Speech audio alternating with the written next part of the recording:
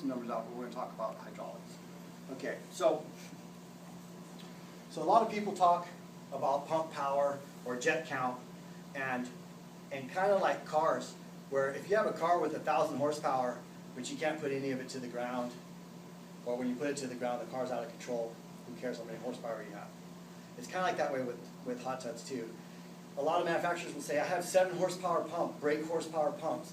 It's a one-time rating that the pump achieves right when it's turned on, but it's not the continuous duty of the pump. There are limits to the plumbing used in hot tubs. Not only Dimension 1's hot tubs, but everybody's hot tubs. So again, like Dimension 1 talks about system design. Our pumps and our plumbing and our jet counts are carefully balanced to provide the right levels of therapy. I will say that we tend to be a little stronger than most hot tubs. We run around 16 PSI. That's 16 pounds per square inch for every piece of tubing inside the hot tub. Those are some pretty high pressures. Your normal average hot tubs are around 8 or 10.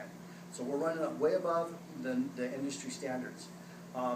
Using 4 brake horsepower pumps that are doing around 200 gallons a minute at 16 PSI.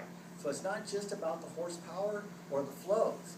It's about the right amount of jets, the pounds per square inch of the plumbing system, and designing the plumbing to have a low turbulence. Because if you take a 7 horsepower pump and try to pump 350, 400 gallons of water through a 2-inch tube, and through all these nozzles, what ends up happening is the water just gets all turbulent on the inside, and your flows are actually lower. Sometimes spas with smaller pumps can be more powerful than spas with larger pumps because the plumbing systems are properly balanced. So when I'm doing the hydraulic calcs, like on an Amore Bay or even on an at-home, I look at the pump curve, and if they say, hey, this pump can power at 15, 16 PSI, 180 gallons a minute, I'll probably only jet it for 150, 160. And I give myself that little room of margin because I want the hot tub to be like this, wow, that's kind of nice. When somebody gets in a D1 hot tub, I want to always exceed their expectations.